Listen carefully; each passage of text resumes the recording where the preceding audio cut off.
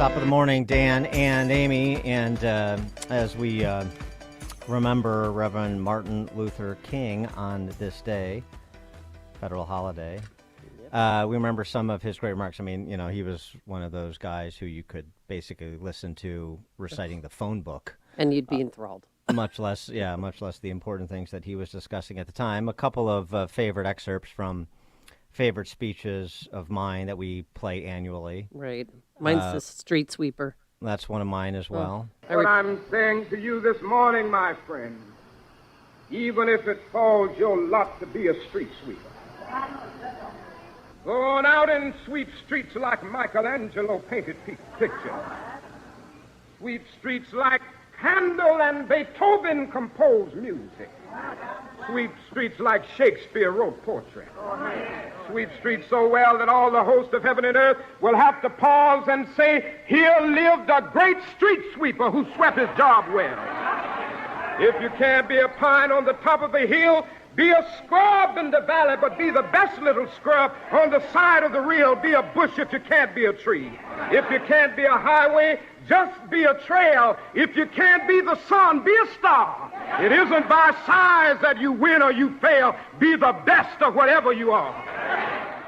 I feel like I'm all jazzed up. I know. Go attack the world. The other so empowered. The other excerpt I wanted to play before we get to our friend Bob Woodson is his last public address at the Mason Temple in Memphis, Tennessee. All we say to America is be true to what you said on paper.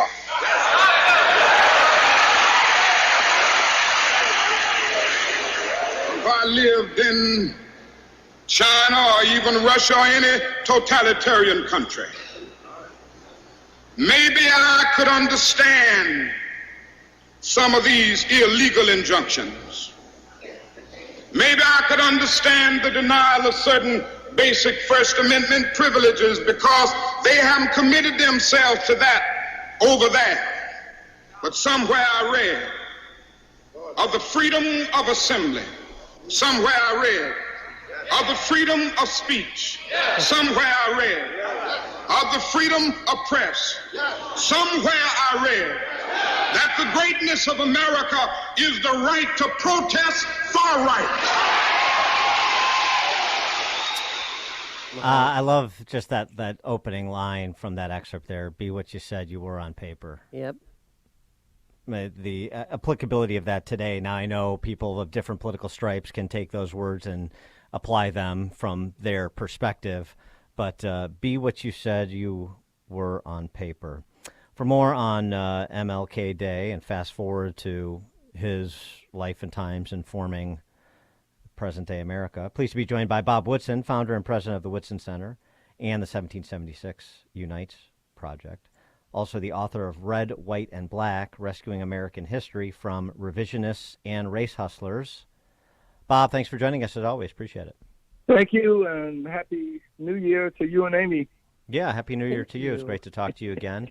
You know, you were on Laura Ingram's show the other day after last week's speechifying by Biden and Harris, suggesting that if Bob Woodson, who was part of the civil rights movement in the 60s, if Bob Woodson doesn't support their federalization of elections legislation, then Bob Woodson is aligned with Jefferson Davis, Bull Connor, and George Wallace. Yes, they are. They're, again, hijacking it and taking it to the extremes. But what I love about Dr. King, he said that self-criticism is the highest form of maturity, and that the only security that a minority has in the majority's country is to demand that the country live up to its expectations. And so that's what Dr. King fought for, and that's what I am. But he never said, he never denigrated the very values that he stood for. He said we must compel America to live up to it. And yet what progressive politicians are doing now is really using and exploiting that sentiment and that rich legacy to achieve some cheap political ends. As I have said, they're using black bodies for black votes. When they say that the challenge of voting rights is the number one priority challenge facing America today, that is a lie. The biggest challenge facing low-income blacks and others is this moral and spiritual freefall that is consuming us, where young lives are being taken. A child is shot every 5 minutes in the country. So our problem isn't race. Our problem is a crisis of grace, and that's what Dr. King was talking about. Well, what do you think Martin Luther King Jr. would say about in regards to COVID and the shutting down of churches and schools and not having freedom to assemble? He would be on the front line of pushing back against these limits on our freedom. He would be the first one. That's why it always amazes me how those who are supposed to be operating in his name promote a false doctrine of Dr. King, but they will be standing with the people. Listen, I spend the bulk of my time talking to low-income black and others around this country, and the whole issue of voting rights, the whole issue of race never comes up as a problem that they're confronting. And so I really think what the civil rights leadership is doing, along with progressive politicians, is, again, using black Americans as pawns to promote an anti-American agenda and using voting rights as the bludgeon against this country. So, you've spent your life trying to lift people out of poverty, all races, as you were sort of describing there. And I wonder how much damage you think has been done over the last 2 years of pandemic policies. Because on the one hand, you've seen an increase in the availability of choice and the support for school choice programs. On the other hand, you still have millions of kids across the country relegated to these school districts that don't do a particularly good job, and now we're shut down on top of it. So, you have some good things going on with the school choice movement. You have some bad things going on with the spike in violent crime and these schools in big urban centers being shut down. How does this net out, in your opinion? Well, we have I was born during segregation, and in a low-income, blue-collar neighborhood, I don't ever remember hearing a gun fired. I never heard of an elderly a person being mugged. I never heard of a child being shot in his crib. All of those things are a product of what we have today in our current state of affairs. That has nothing to do with the legacy of slavery or legacy of Jim Crow. This is a product of today's political environment. The fact that we have the highest murder rate of young blacks anywhere, any time in this country, coexisting with a demand on progressives that for voting rights, or somehow racism is a national crisis or health care crisis. So I really think that these conditions confronting inner city blacks, using race deflects attention away from real solutions. Well, and how is showing an ID or a driver's license when you vote, how is that racist? Well, that's the point. It's patronizing. It's really patronizing and insulting to black Americans to say that discourages voting. Where is the voting crisis? When you look all around the country in the last 50 years, all of these urban centers where you have all of these inequities existing have been run by black politicians for the last 50 years. The greatest deterrent to voting is apathy. If you go look in your urban centers in Washington, D.C., in the last mayor race, only 6% of blacks in high crime neighborhoods even turned out to vote. And that pattern is consistent in city after city because low-income blacks are living in a banana republic where there's single-party rule. So where is the crisis in voting? I wanted to get your reaction, since you're in this battle against the 1619 Project, in part to their effort to tabula rasa American history and suggest that 1619 was the official founding of this country, and that the Civil War was fought to preserve slavery and all sorts of other inversions of American history.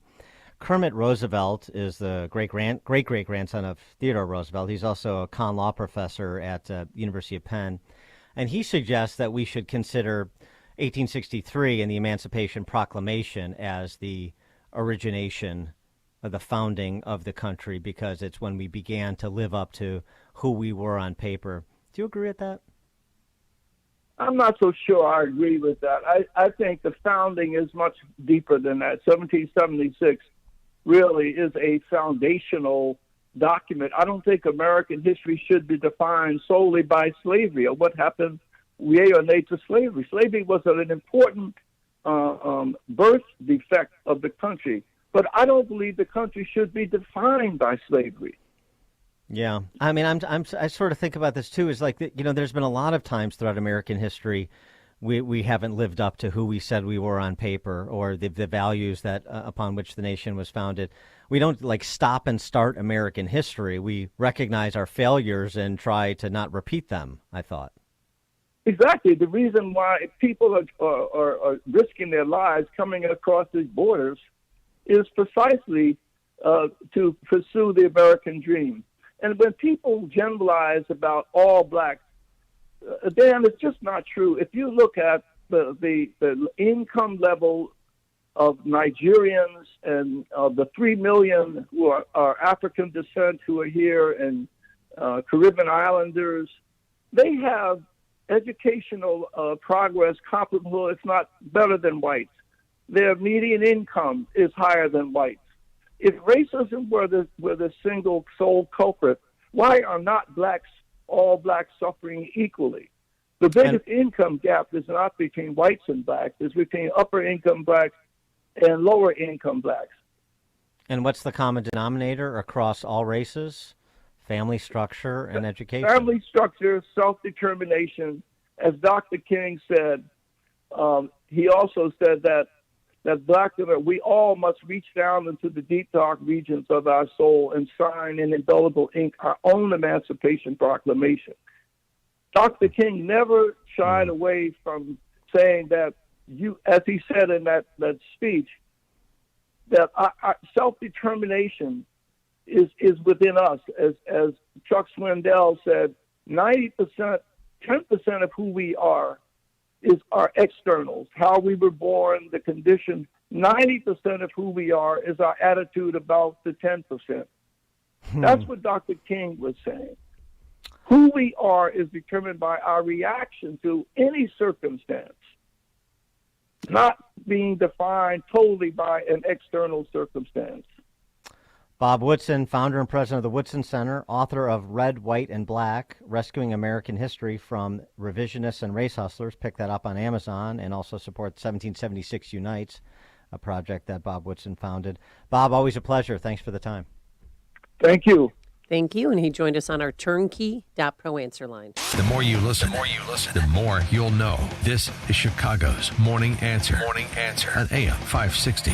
The Answer. The Lou Dobbs Financial Report is brought to you by Signature Bank, helping local businesses succeed.